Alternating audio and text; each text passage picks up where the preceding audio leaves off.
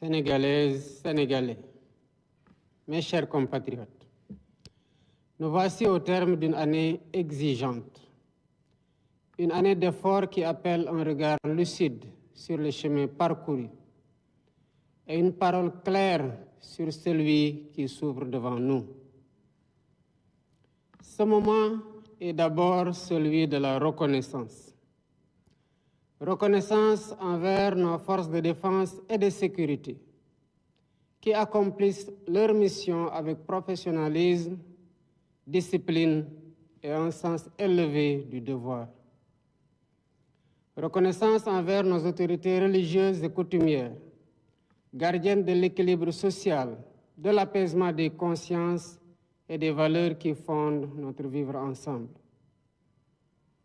Reconnaissance aussi envers les Sénégalaises et les Sénégalais d'ici comme de la diaspora. De votre bravoure, de vos mains, de votre intelligence et de votre patience, naît chaque jour cette force tranquille qui fait tenir la nation et éclaire son avenir. Mes chers compatriotes, le serment que j'ai prêté devant la nation et devant Dieu engage ma conscience et ma responsabilité au plus haut niveau. Il exprime mon devoir de respecter la Constitution, de protéger la République et de servir avec la même exigence chaque Sénégalaise et chaque Sénégalais. Cette fidélité au serment s'accorde avec une fidélité tout aussi essentielle, celle qui lie notre action au projet de transformation que nous avons porté devant le peuple. Ce projet fondé sur la justice, la souveraineté, la transparence, l'équité et la dignité humaine reste la boussole de nos choix. J'y demeure attaché avec la même constance dans l'esprit du Djoub, Djoubal, Djoubanti. L'année qui s'achève aura été pour notre pays un moment de vérité. Elle a mis au jour des déséquilibres profonds, révélé l'ampleur des défis accumulés et rappelé l'exigence de redresser l'État avec sérieux, méthode et transparence.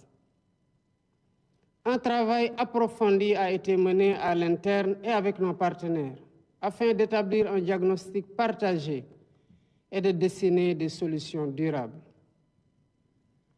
Dans le même mouvement, des avancées concrètes ont été réalisées.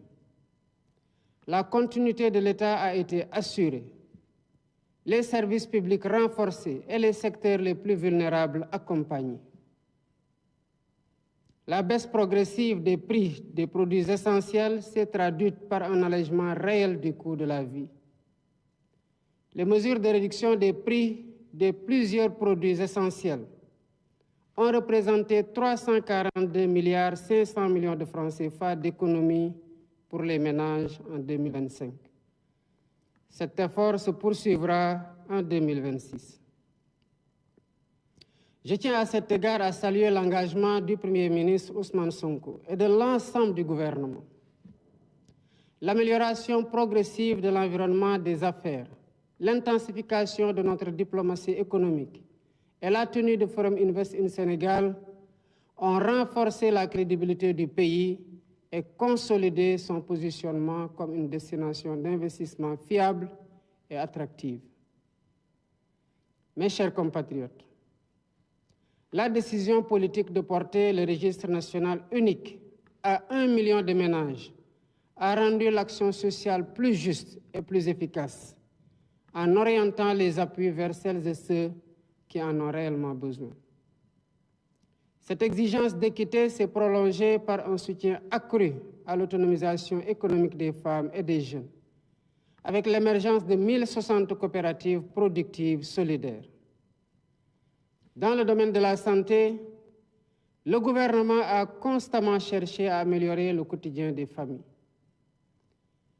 Des structures de proximité ont été ouvertes ou réhabilitées, les plateaux techniques renforcés, le SAMU rapproché des terroirs et des maternités mises à niveau. Cet effort s'est traduit en 2025 par l'ouverture de 34 postes de santé et le déploiement de 76 ambulances médicalisées. Son nombre sera porté à 112 ambulances médicalisées en 2026. L'année 2025 a également marqué des progrès décisifs dans le champ productif, notamment grâce à la mise à disposition d'équipements appropriés et d'entrants suffisants aux acteurs agricoles. Dans les campagnes, la production céréalière a dépassé 2 500 000 tonnes, tandis que la filière arachidière a retrouvé une dynamique porteuse. L'industrie a connu un tournant avec la relance de la Sonacos, après 2 années d'arrêt, recréant plus de 2300 emplois directs.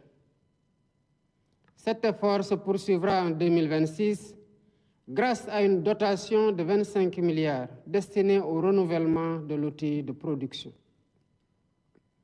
À l'échelle nationale, plus de 8000 petites et moyennes entreprises ont été accompagnées, permettant de consolider ou de créer près de 130 000 emplois directs et indirects.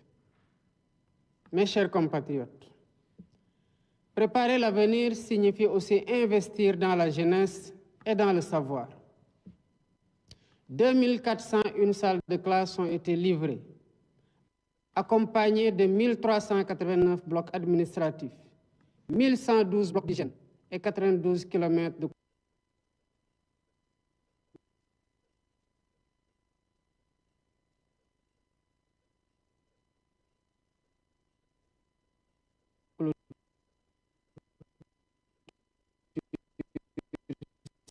sécurisés. 2000 enseignants, 8 vont renforcer l'accès à une formation professionnelle supérieure de qualité. Tandis que les réformes des curricula, l'intégration des DARA dans l'éducation nationale, la réorientation vers les sciences, les technologies et les formations professionnelles et numériques vont accompagner cette transformation. Enfin, les infrastructures ont continué de transformer la vie quotidienne. Près de 280 km de routes ont été livrés. Plus de 100 km de pistes rurales ont reconnecté 86 localités. Et l'accès à l'eau potable comme à l'électricité s'est élargi, avec 831 799 concitoyens qui ont eu pour la première fois accès à l'électricité. Ces résultats, parmi d'autres, rapprochent les familles, soutiennent l'activité économique et redonnent souffle à des zones longtemps enclavées. Mes chers compatriotes, l'année 2025 a été celle de la rigueur et de la résilience, ainsi que celle de la consolidation de la transparence et de la vérité dans notre démarche. Grâce à une réduction drastique du train de vie de l'État, à une gestion plus exigeante, à la renégociation des contrats et à la rationalisation de plusieurs niches, l'État a dégagé plusieurs ressources qui seront intégralement consacrées aux investissements prioritaires de 2026. L'année qui s'ouvre sera ainsi celle de la relance effective de l'investissement public. Dans l'éducation, afin d'accélérer l'éradication des abris provisoires et améliorer les conditions d'apprentissage, 29 milliards sont prévus au titre de l'année 2026, sur un budget global de 62,8 milliards destiné à la construction et l'équipement de 2500 salles de classe, 300 blocs administratifs, 50 000 mètres linéaires de clôture et 480 blocs d'hygiène, entre autres. L'enseignement supérieur et la formation professionnelle et technique ne seront pas en reste, avec un budget prévisionnel de 31 milliards pour la construction, la réhabilitation et l'équipement des bâtiments dans les universités notamment. La santé bénéficiera d'un effort majeur, avec 91 milliards de francs CFA destinés à la construction de 35 centres de santé de proximité de grand standing, à l'achèvement de l'hôpital oncologique de Diamniadio et au renforcement des plateaux médicaux sur l'ensemble du territoire national. L'accès à l'eau constituera une priorité stratégique. Le grand transfert d'eau sera lancé avec un premier investissement public de 50 milliards. Il permettra de mobiliser un volume de 1 800 000 mètres cubes par jour, afin de prendre en charge sur le long terme les besoins en eau potable des centres urbains du Dakar, Mbour, Thiès et de Touba, sans compter l'irrigation de près de 15 000 hectares en appui aux objectifs de souveraineté alimentaire et de renforcement du secteur de l'élevage. L'hydraulique rurale sera aussi renforcée avec la relance de la phase 2 du projet d'approvisionnement en eau potable d'un montant de 55 milliards pour la réalisation, entre autres, de 101 forages et de 96 châteaux d'eau. Les infrastructures connaîtront une accélération significative. Plus de 100 milliards seront engagés pour les routes, les aménagements urbains et les équipements structurants, y compris ceux liés aux Jeux olympiques de la jeunesse Dakar 2026.